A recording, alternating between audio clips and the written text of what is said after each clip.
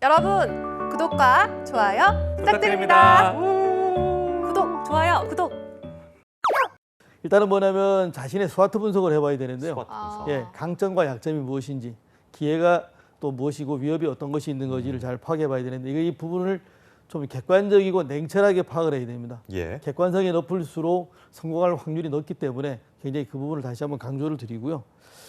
굉장히 뭐 여러 가지 방법이 있을 수 있습니다만 우리가 흔히 할 수 있는 거는 뭐냐면 일상에서 찾아보는 것이 가장 편리하다라고 보고 있는데요. 자기가 지금까지 해왔던 경험을 바탕으로 경험 지도를 한번 그려보는 겁니다. 그 경험 지도를 그려가지고 거기서 이제 강점과 그 재능을 찾아내면 되는데, 강점이라고 하는 것 자체는 뭐냐면 재능이라 볼 수 있는데 재능은 굉장히 자연스럽습니다.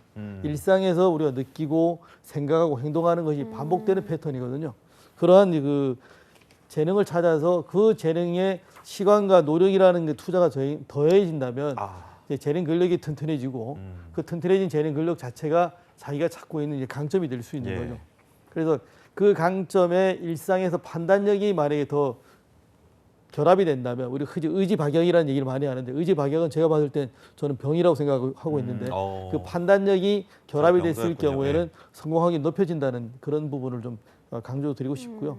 예를 들면 평소에 이제 무엇을 판단하기 전에 남의 얘기를 잘 듣는 분이 계신다면 그분은 경청이 강점일 수가 있습니다. 또 하나는 뭐냐면 결정한 이후에 발생하는 모든 문제에 대해서, 결과에 대해서 자신이 책임질 줄 안다면 그 책임감 또한 자기는 어떻게 보면 강점이 될 수 있기 때문에 그런 식으로 일상에서 무엇인가를 찾아보는 그런 부분이 좀 중요하다고 볼 수 있겠습니다. 네, 이제 강점 찾기에 대해서 쭉 말씀해 주셨는데 그렇다면 기회와 약점은 어떻게 찾아야 할까요? 이 기회와 약점이라고 하는 것은 자신이 현재 하고 있는 일, 또 그다음에 사회적 환경이라고 하는 큰 거울에 자신을 비추어서 그걸 찾아보시면 되는데요. 아까 이제 제가 잠깐 말씀을 드렸지만 이제 그 사례를 잠깐 이제 말씀을 드려보면 제가 원래 이제 인사 분야에 오래 이제 근무를 했기 때문에 저는 그런 이제 강점을 가지고 있습니다. 그런데 그쪽 분야를 더 발전시키고 싶어 그런 여러 가지 기회를 찾고 있던 중에 2007년도에 주 5일 근무가 시행이 됐고 그래서 이것은 나에게 기회다. 그래서 2008년도에 이제 응시를 해서 2009년도부터 다시 이제 대학원을 다니게 되었는데, 이처럼 기회를 잘 살려서 강점과 잘 살리게 되면 그건 굉장히 좋은 이제 자기 기회가 될 수 있습니다. 그다음에 뭐냐면 위협은 약점을 보완해서 방어벽을 치면 되거든요. 그래서 우리가 약점을 이제 보완한다는 것은 뭐냐면 실패 위험을 줄어들게 하기 위한 방편이라면 강점을 살리는 것은 성공 확률을 높이는 부분이거든요. 그래서 강점과 기회를 잘 결합을 해서 자기가 성공 확률을 높일 수 있는 그런 방안을 좀 찾아보시기를 부탁을 드리겠습니다. 알겠습니다. 이렇게 스와트 분석을 통해서 현명한 셀러던트가 되기 위한 첫걸음 내딜 수 있었고, 두 번째 원칙은 뭘까요? 두 번째는 이제 뭐 여러 가지 할 수 있겠습니다. 한 방향 또는 유사한 방향으로 자기 영역을 좀 설정해 주실 것을 부탁을 드리고 싶은데요. 이제 셀러던트는 아까 모두에 말씀드린 것처럼 경력 재설계 과정이거든요.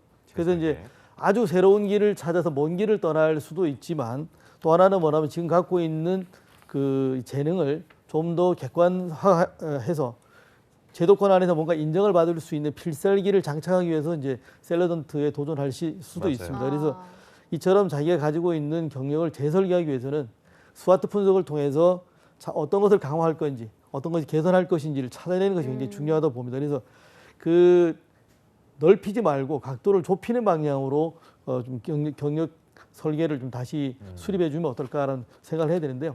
만약에 그 각도가 좁혀지지 않는다면 좀 그 중에 우선순위를 통해서 우선순위에 떨어지는 것은 좀 취미로 전환해 보는 것이 어떨까 생각해 보는데, 자기가 워낙 재능이 많아서 큰 투자 없이 목표했던 걸 다 달성할 수 있으면 아무런 문제가 없습니다만 사실 그런 분이 얼마나 되겠습니까? 평생을 뭐 경력 개발하다가 사실 삶을 다 소비할 수는 없기 때문에 좀 그런 부분을 좀 말씀드리기 위해서라도 좀 각도를 좁혀 주셔서 한 방향 또는 유사한 영역으로 좀 설정해 나가는 게 어떨까 이렇게 권장을 해드립니다. 네, 알겠습니다. 이제 또 세 번째 어떤 것이 있는지도 바로 알아볼까요?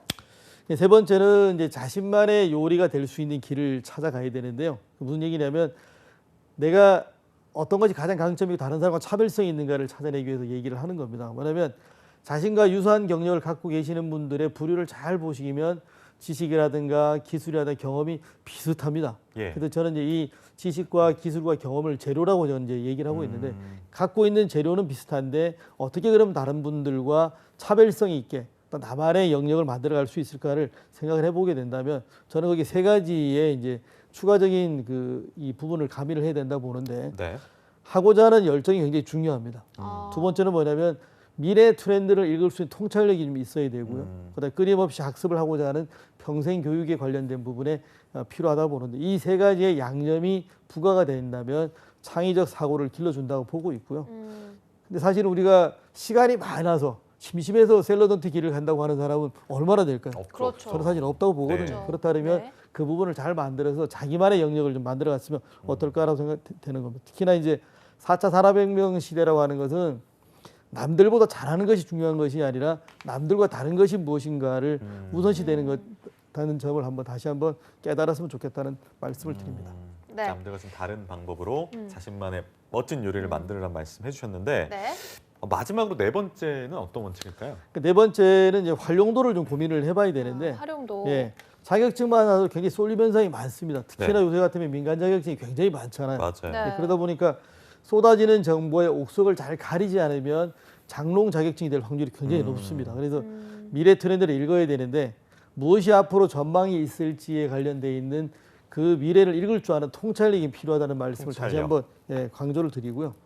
제가 이제 빠르게 증가하는 초고령 사회를 염두에 두면 어떨까 싶은 생각을 한번 말씀을 드려보면서 몇 가지를 설명드리려고 하는데요. 저출산이 가져온 현상은 뭐냐면 산부인과가 많이 줄어들고 있다는 부분이고요.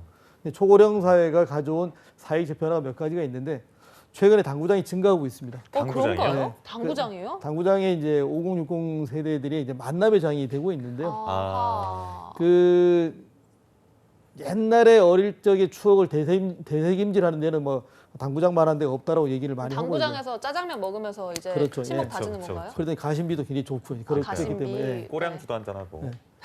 그러다 보니까 이제 네. 주류에 관련된 것도 뭐냐면 종전에는 위스키를 많이 먹었다면 이제는 막걸리가 많이 팔리고 있고 네네. 근데 보건의료 쪽으로는 뭐냐면 요양원이나 요양시설, 요양병원이 많이 네네. 생기게 되는데 그러다 보니까 뭐냐면 이제 요양보호사라든가 사회복지사 이런 이제 자격증을 취득하는 그 부분도 굉장히 가파르게 상승을 그러니까요. 하고 있는데 문제는 뭐냐면 이 사회 변화를 읽으면서 대처해 나가는데 내가 그 분야의 강점을 가지고 있고 재능이 있는지 그걸 먼저 좀 잘 파악하시는 것이 중요하다는 얘기를 다시 한번 강조를 드립니다.